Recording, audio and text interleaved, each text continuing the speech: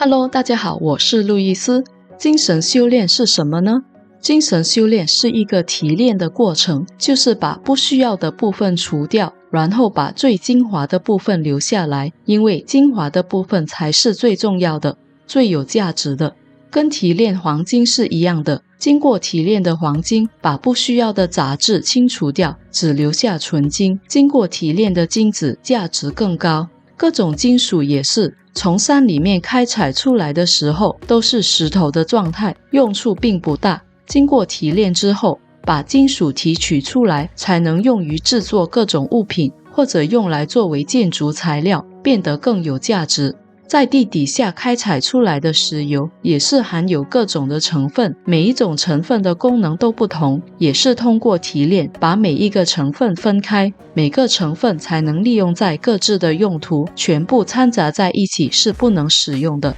钻石也是一样，刚开采出来的钻石外观也是跟石头差不多，经过切割和打磨才能成为闪闪发亮的钻石。人的精神修炼也是类似的过程，是一个一直提炼的过程，逐渐把不需要的东西放掉，才能剩下最精华的部分。这个最高级的精神状态才是人们最向往的。在我们的人生中有很多东西，比如一些没有用到的杂物，一些旧衣服等等，这些也不是特别糟糕的东西，也不完全是垃圾，我们就会留着。还有一些习惯，比如过度滑手机、打游戏、追剧、熬夜、暴饮暴食等等，感觉不是很好的习惯，但也不是很严重，没有影响或祸害到别人，也不会马上危及到我们的健康，我们就继续做下去。但是我们知道，这些杂物或坏习惯留下来的话，长期来讲，对我们的精神和身体健康都是不利的。所以精神修炼很重要，精神修炼的第一步就是不断地探索什么是最重要的，什么才是最精华的部分，其他的部分也蛮好的，其实不太舍得放弃，但是如果勇敢放弃的话，人的精神负担就会大大减少，变得更简单和通透。如果人可以只需要依靠极少的几件物件就能活下来的话，这个人就是精神和肉体都很强大的人。所以很多现代人都很认同断舍离这个概念，一些舍不得丢弃的东西，当勇敢丢弃之后，就能收获更整洁和宽阔的空间，心里的负担也会大大减少。因为每拥有一个物件，就要去操心储存、管理、修理、维护等等的问题。把这些东西舍弃之后，这些操心也会烟消云散，让人感觉轻松自在。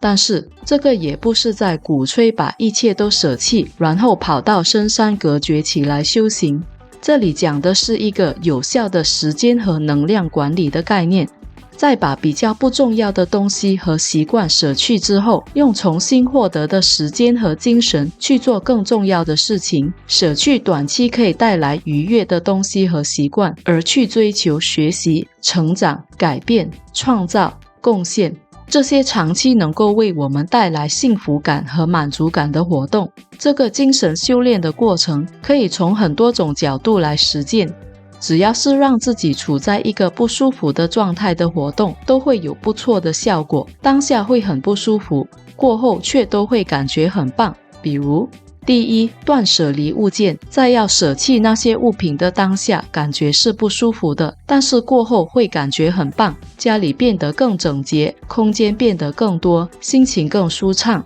第二，控制滑手机、追剧、打游戏的时间。滑手机、追剧和打游戏的时间很快过，一下就过去了几个小时，沉浸其中的过程是很爽的，过后却会感觉有点懊悔，把时间浪费了。要改变的话，就要自己制定一个时间，把这些活动控制在一定的时间范围之内，这样就可以得回宝贵的时间来做其他的事情。第三，运动，这个应该是大家都很有感受的。运动的过程都是不舒服的，但是坚持做完自己定下的运动，过后一定会感觉非常的舒服和畅快。长期下来，身体也会变得更强壮及健康。第四，学习跟玩乐比较之下，学习的过程也会显得比较枯燥，并且很费脑，需要持久的专注力，当下感觉相当的不舒服。但是认真的学习，长远下来能让我们增强实力，在职场中发挥更好，更有前途。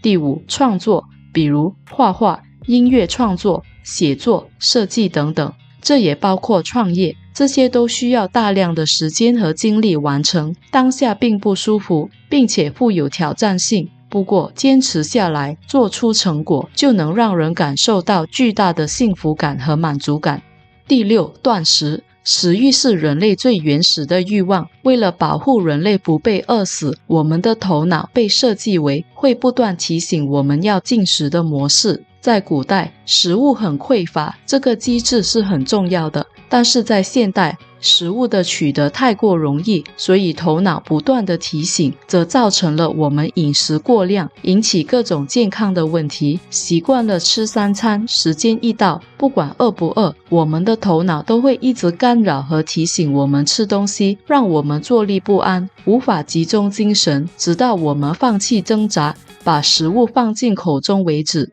所以断食，尤其是1天1餐断食，有可能是这几种活动中最不舒服的一种。所以可以坚持做到的人，必定是人群中极少数的强人。当坚持下去的时候，我们会发现自己竟然有这么强大的意志力，就会有勇气去挑战其他各种各样的事情，勇往直前。有试过的人都会有这个感受，当一个人开始坚持每天1天1餐断食的时候，他也会更有动力去运动、学习、创作等等，越做越好，好像人生开挂了一样。你想不想尝试看看？好，今天就分享到这边，欢迎在留言区分享你的看法，我们下期见，拜拜。